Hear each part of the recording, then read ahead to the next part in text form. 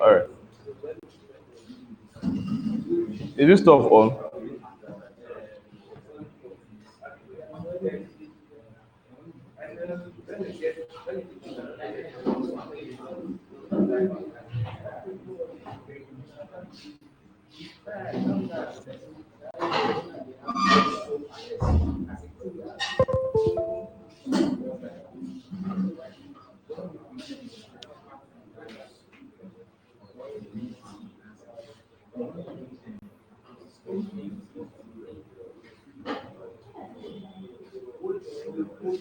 Senior man, how you doing?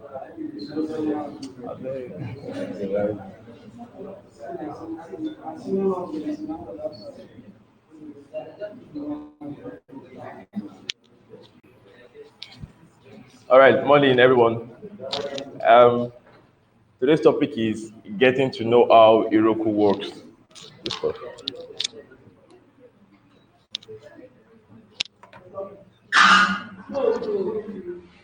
All right, today's topic is getting to know how Heroku works. The last time I spoke about Docker, I would have loved to continue to talk about Docker, but some people were not here with us when I talked about Docker. So going further would have been like not taking them along and all that stuff. So I'll talk about something new called Heroku. So now what I said about Heroku, like does anyone have an idea what Heroku is?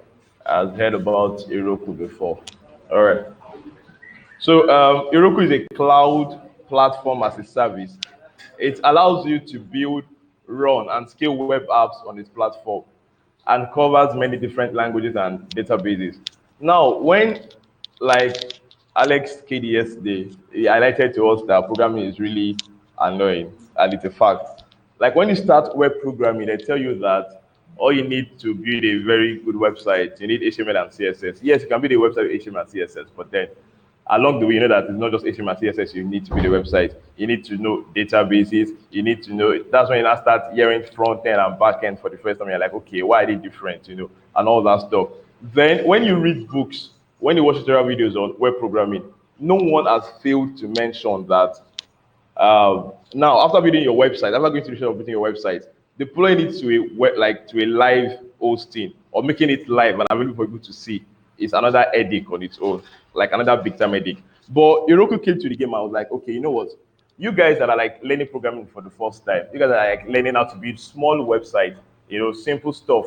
I don't want you to go through the stress of having to learn about cPanel, having to learn about law of hosting, jargon. Let's just help you host your website, and you can actually share that website to people just like a live website. Like I can work on a single page website now, and when I'm done, I can send a link to Victor or someone else to check. Do you get?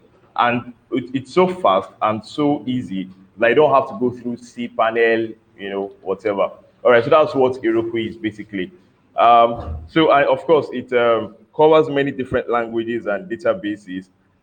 What this essentially means is that you can push your website to Heroku and people will be able to log onto your web page and see your web app, skipping the long process of finding a server and setting up and all that wonderful stuff.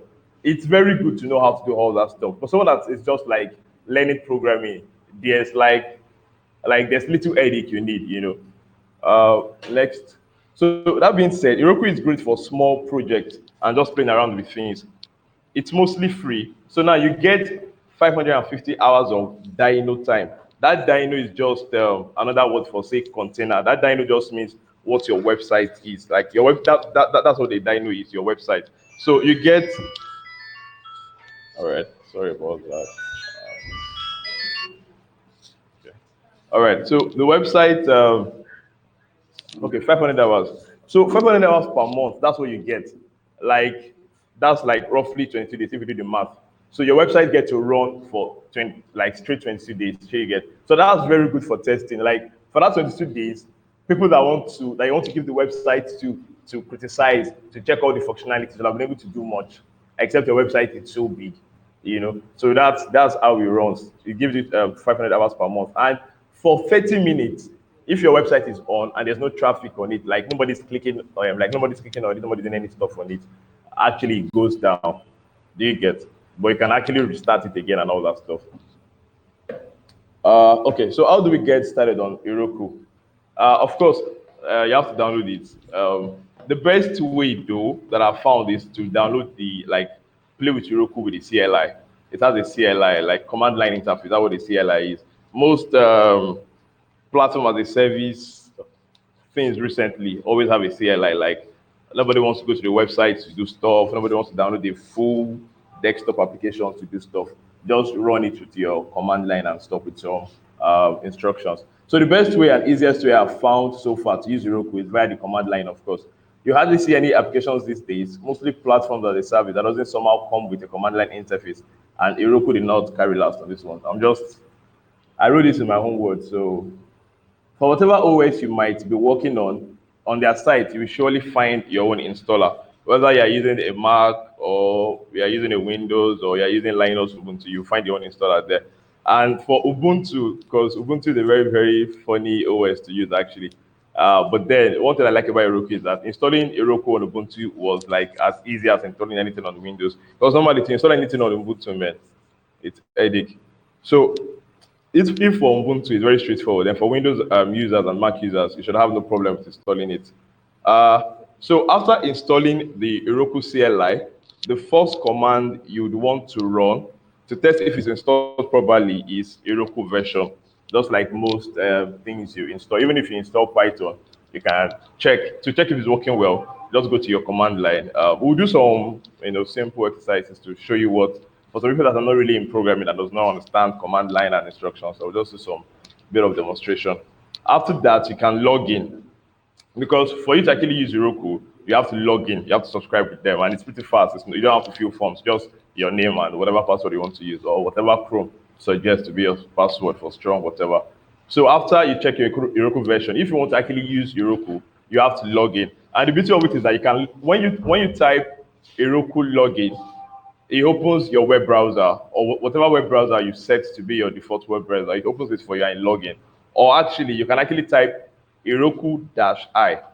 I always means interactive in most command line instructions. So Heroku-I means that, okay, don't open my web browser for me. Let me just type my stuff here. Like let me just type my email and my password here. Then I can use you from there. All right. Okay. I think I need to go to my Visual Studio for some demonstration. Um,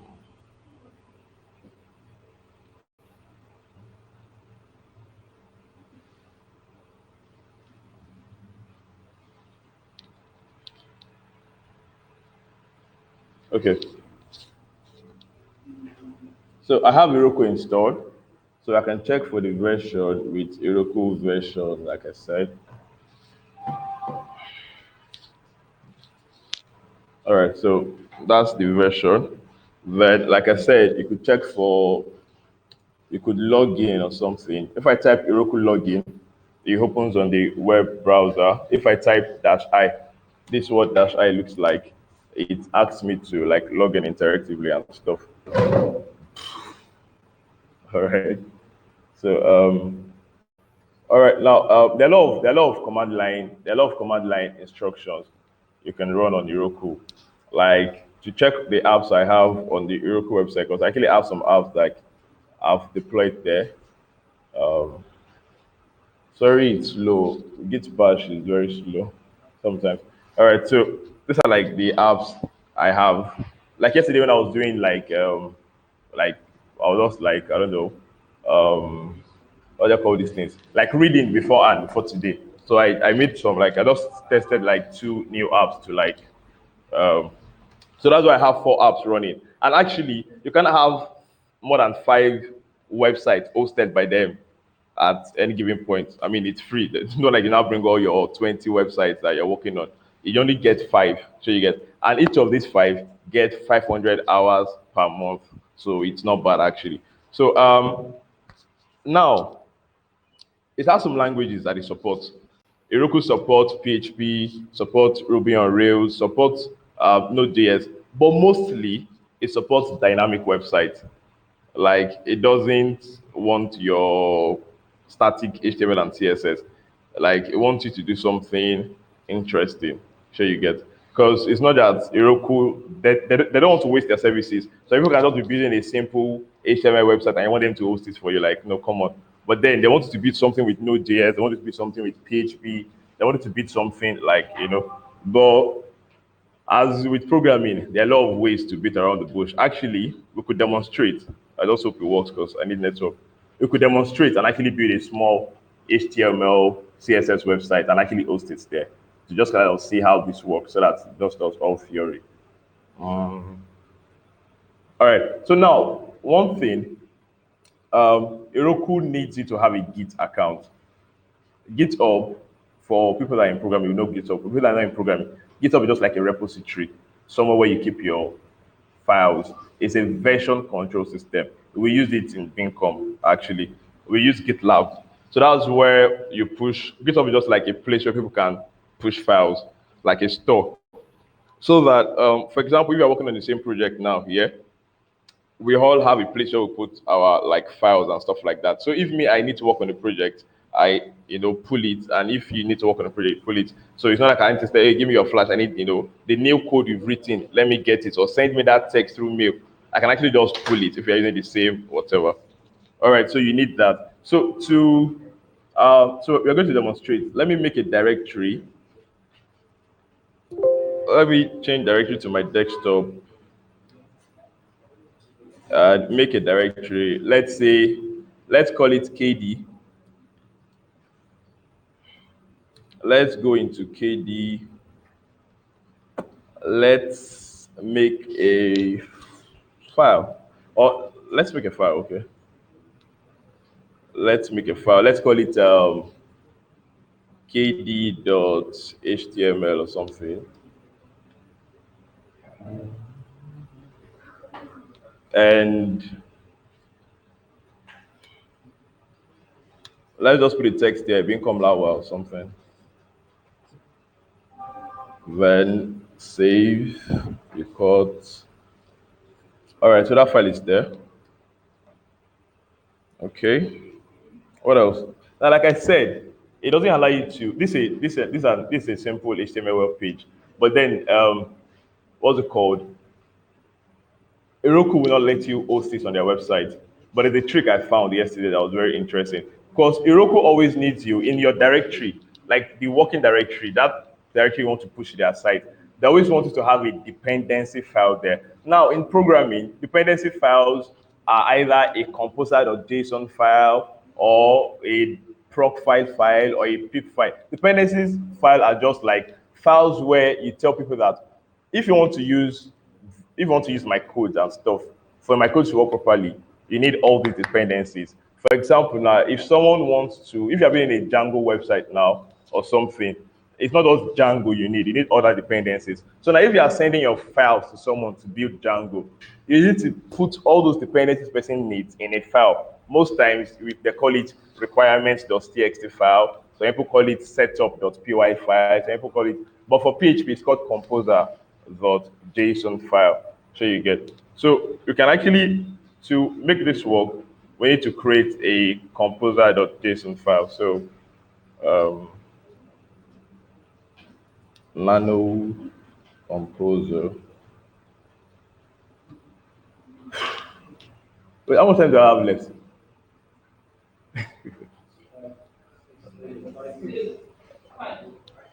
Oh, okay. Because this might take time.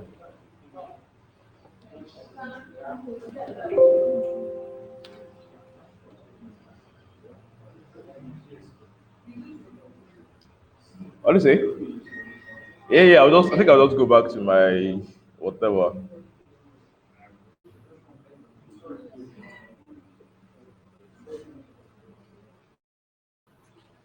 As much as I would love to demonstrate, but it might actually take time just thinking about it. So, anywho, when most times when you actually, if I'd like gone on with that, I would have given it a name. For whatever name you give your Heroku website, Heroku will add .herokuapp.com. So it's not as if you actually get a sexy name like that. Even before self, you don't even get to like what's it called? You don't get to use a name. Whatever when you create that Heroku file and all that stuff, they give you a very very gibberish like long, very crazy line of text. But recently they've changed. They can actually allow you to put a name. You can name it you could see my apps now. My apps had normal names. One was Bilogun, one was being contest and stuff. Sure you get. But actually, they can actually allow you to use a custom domain name. If, for example, now you've actually bought a domain name somewhere that you named something.com, you can actually use it on Heroku. You just have to like tell them that okay, instead of you guys giving me a crazy name, or instead of me using my own name, and you guys actually add that to your .Heroku app. Okay, just like WordPress. When you if you have a blog on WordPress, if you want it to be free, it's going to be .wordpress.com. But if you want your stuff to yourself, you have to pay. That's how Heroku. But with Heroku, you actually don't have to pay to actually use your own custom domain name. You just have to tell it that okay, I already have this domain name that I'm actually using, so I'm just going to use it. So it doesn't have to have HerokuApp.com. That's about Heroku and domain names. And you can actually register your domain name on Heroku. It doesn't provide that service where you get to like register your domain name. You must have used maybe Google Host or GoDaddy or any of those other stuff. Um, all right. There are other several useful command lines that you can use with Heroku. There's Heroku Create. There's Heroku Apps that show you currently all the apps you have on the website. There's Heroku Open that makes you open the current app you are working on or something, and other very useful Heroku commands. So this wasn't supposed to be an exhaustive introduction, even though I tried to make it one. Thank you. Have a great day. I've been come today. Happy face emoji. Class.